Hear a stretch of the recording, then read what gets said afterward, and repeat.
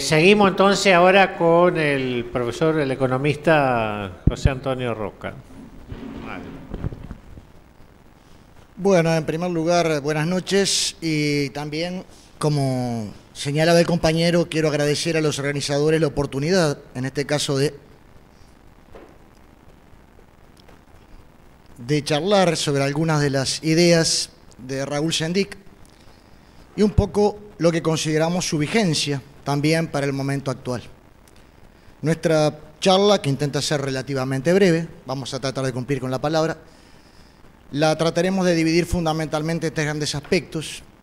Uno, el primero, tratar de ubicar algunos elementos del contexto económico en el cual Raúl desarrolla sus ideas, especialmente después de su liberación. O sea, si bien sus ideas marcan una gran continuidad con las que mantenía en la década de 60, 70, fundamentalmente vamos a retomar, por un tema de tiempo simplemente, algunos aspectos del contexto económico ya en la década de los 80, en el avance de la década de los 80, ubicar dentro de ese contexto algunos de los principales conceptos que manejaba Raúl al respecto, cómo veía ese proceso, cuáles eran sus principales propuestas, y en tercer lugar, por qué consideramos que el pensamiento de Sendic tiene plena vigencia en el momento de hoy, en cuanto muchos de los elementos que él cuestionaba en la década de los 80 hoy permanecen presentes e incluso, en nuestro entender, muchos de ellos se han agravado. Muchos de ellos marcan no solamente una continuidad, sino una profundización de un proceso. Yendo a cada uno de los puntos, ¿qué pasaba en el Uruguay de la década de los 80? ¿Cuáles eran algunas de sus características económicas que especialmente nos interesa resaltar?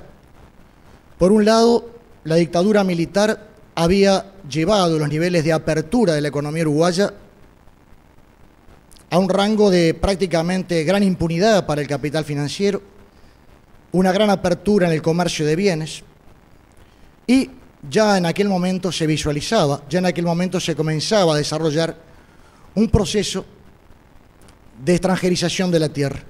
Extranjerización de la tierra que, voy a retomar aquí las palabras de Raúl, como la veía. Fíjense en lo que decía, en todos estos elementos creo que los que quieran documentarse, hay un libro de Sabelsa muy bueno al respecto, sobre todas las ideas de Sendic, no solamente las económicas, sino también las políticas y su acción, que siempre acompañó esas ideas. Pero me interesa fundamentalmente retomar algunos de sus conceptos. Fíjense en lo que dice Sendic, y digo dice porque decía, implicaría hablar en pasado, y creo que estos conceptos en muchos casos tienen plena vigencia. Nos están entregando el país impunemente al extranjero, compañeros. El gobierno militar le dio un gran impulso a la venta del país. Recibieron un país con el 2% de las tierras, 2% de las tierras en manos de extranjeros, y lo devolvieron en medio de un discurso patriótico con un 8% del territorio que juraron defender en manos de extranjeros. Fíjense en la vigencia que tiene esto cuando hablamos de que hoy por hoy el capital extranjero absorbe entre el 30 y el 40% de las tierras del país.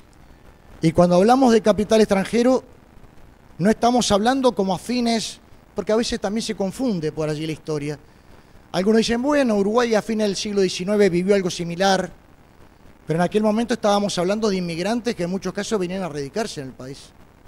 Hoy por hoy estamos hablando de grandes compañías, como señalaba también en su alocución el compañero, sociedades anónimas, sociedades de inversión, fondos de pensiones, para los cuales Uruguay en muchos casos es simplemente un lugar donde obtener una rentabilidad.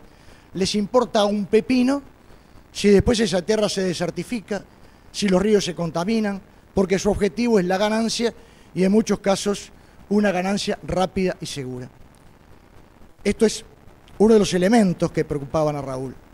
Otro elemento que ya se insinuaba, no en la fase militar, sino los gobiernos posteriores, pero que allí implicaban todo un proyecto de país, de Uruguay de servicios, de Uruguay financiero, de Uruguay importador-exportador, de Uruguay abierto, las zonas francas, las zonas francas.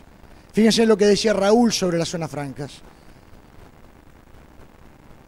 Este gobierno dio un paso que ni los militares se habían atrevido. Estamos hablando del gobierno de Sanguinetti en aquel momento.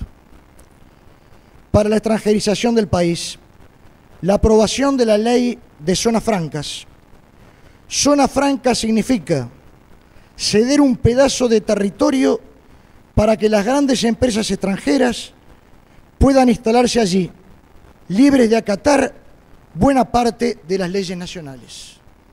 Es decir, todo un proyecto de país en el cual las zonas francas pasan a ser también un lugar de evasión fiscal desde los países vecinos, pasan a ser también una cesión de territorio, una cesión de soberanía. ¿Y por qué hablo de la vigencia de este pensamiento? Porque hoy aquellas 2, 3 zonas francas son 14, 15, 16, no sé, porque día a día se continúan creando zonas francas y entregando, como decía Raúl acá, pedazos del territorio al extranjero. Y allí aparece, dentro de su preocupación, el volver a levantar, el recrear el viejo programa antiimperialista, antioligárquico, histórico de la izquierda uruguaya, que Raúl lo reivindica totalmente y nuevamente en el momento de salir de la prisión. Programa antiimperialista que incluye, sí, el tema de la tierra como un tema fundamental, que incluye, sí, su oposición a la zona franca como un tema fundamental, pero que también incluye nacionalización de la banca, porque si no, esos flujos financieros se van a destinar a la especulación. También incluye control del comercio exterior. También incluye todo un proyecto de país que se confrontaba muy directamente con el proyecto del Banco Mundial, con el proyecto del Fondo Monetario Internacional, con el proyecto del FMI. Y por lo tanto, aparecía allí un programa íntegro, un programa global, que implicaba una propuesta totalmente diferente, una propuesta en las antípodas de lo que venían construyendo los gobiernos militares y luego los gobiernos civiles que lo continuaron, que prácticamente se ubican en un escenario totalmente diferente a este que propugnaba o que proyecta Sendik. Y aquí viene otro punto clave en el pensamiento de Sendik y que me interesa también destacarlo, porque en muchos casos posteriormente, a mi modo de ver, obviamente en todo esto cada uno tiene su posición, se distorsionó totalmente el planteo. El tema del Frente Grande.